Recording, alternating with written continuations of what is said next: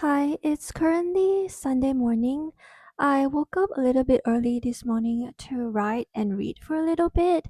The book that I'm currently reading is The Swan's Daughter by Roshani Chokshi. I'm honestly flying through this book at the moment. I'm already halfway through it. I'm at page 174. In this book, we follow Demelza. She is a swan.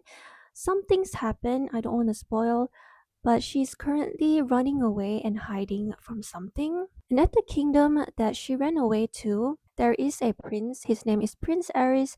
He is about to throw this competition tournament to find his marriage partner. And Prince Aris' lineage many years ago were cursed by a sea witch, and the curse is that all the heirs of the kingdom very quickly after getting married they will be murdered by their marriage partner. Prince Aris doesn't want to die, so he and Demelza decided to work together and form a sort of partnership. Prince Aris will provide protection and hide Demelza in his kingdom, while Demelza will use her powers to assist Aris to sort through his potential brides. Demelza has the power to draw the truth out of people's hearts, so that will help Aris to see if the potential brides are there really for his heart or if they're there to kill him.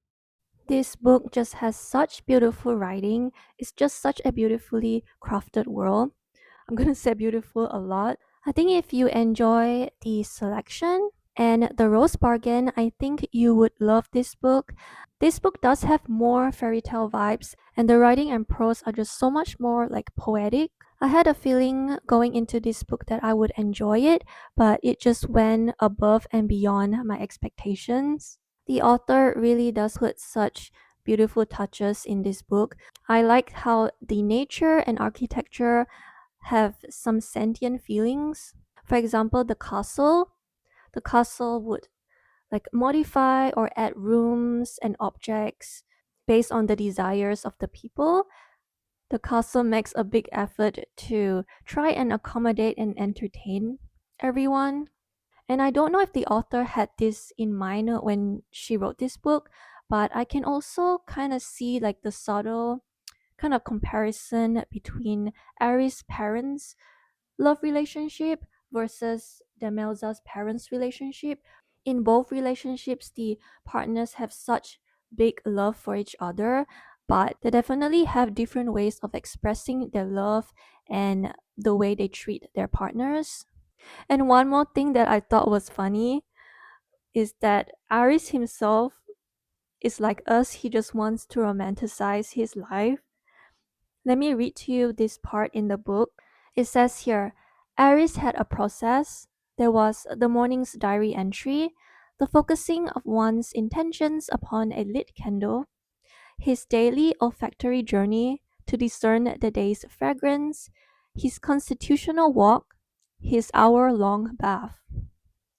I thought that was a funny characteristic of Aris. I cannot wait to dive back into this book. I'm probably gonna fly through this and finish this today, and then I'll come back to give you guys my final thoughts on this book.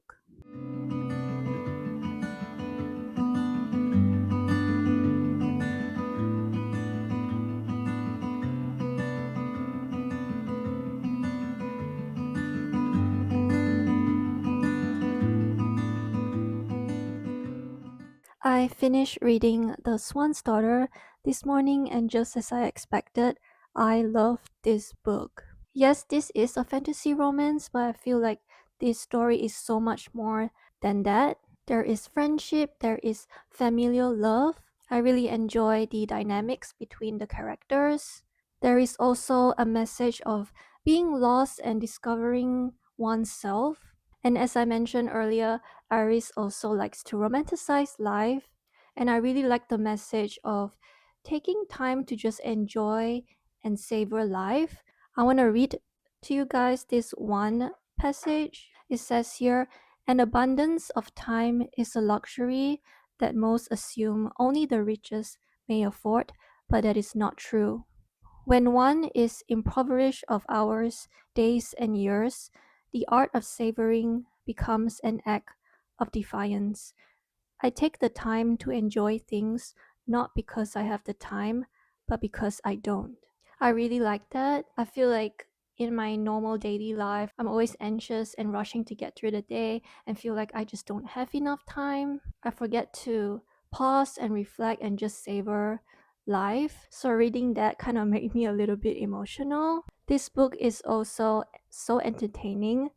There's parts that make me laugh. I feel like all the little touches that the author put in this book made this story just so good. I have one like really small issue, and it's that because the story is so good, the ending felt a little bit anticlimax. I was still satisfied with the ending, but it just wasn't as impactful just because the rest of the book was written so well. I did have one thought that I was like curious about when I finished this book, and that is I wonder if the author is thinking of writing a little novella, like maybe a prequel on the relationship between the first king that was cursed and the sea witch. I would be really interested to read that story. Yeah, so overall, I recommend that you check this book out. I gave it 5 stars. The next book that I want to read in this video is Agnes Aubert's Mystical Cat Shelter by Heather Fawcett. This is one of my highly anticipated release of 2026. I don't want to know what this book is about. I'm just going to go right in, and then I will come back to give you guys a summary and my first thoughts.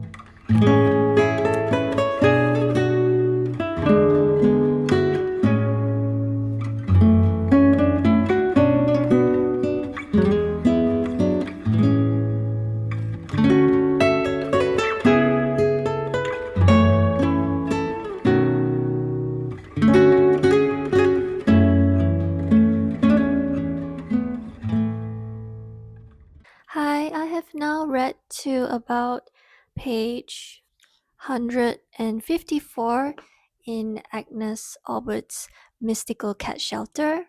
In this book, the female main character, Agnes, she is running a cat rescue shelter. Well, her home doubles as a living space and also the cat shelter. However, her current living situation is not good, so she's trying to find a new place. She eventually finds a new place, however, there is a catch. The owner of the new place is the infamous magician Havelock. Havelock, with his mysterious past, brings a little bit of trouble with him, which put Agnes and the cat shelter in a bit of a dangerous situation. Reading this book, I am reminded by how much I enjoy Heather Fawcett's writing. Just like in the Emily Wow series, this book is so whimsical and it just gives off a warm, cozy, fuzzy feeling. Just reading how Agnes goes about her life doing mundane things like setting up the shop, dealing with the cats, even reading all these mundane things, it just gives me that little bit sense of fulfillment. I don't feel bored. Where I just stop reading, I don't think it's a spoiler. It says here Havelock is running an illegal magic shop out of his basement. So Agnes is just discovering the basement and what Havelock does with his time. And we're starting to get more interaction between Agnes and Havelock. It's just a cute story. Yeah, I don't really have any other thoughts, just overall enjoying this book. It's just a light and easy read, perfect for if you're in a reading slump or you just want a bit of a palate cleanser book. Anyways, I'm gonna keep reading this. I think I might be able to finish this by tomorrow, and then I'll come back to give you guys my final thoughts on this book.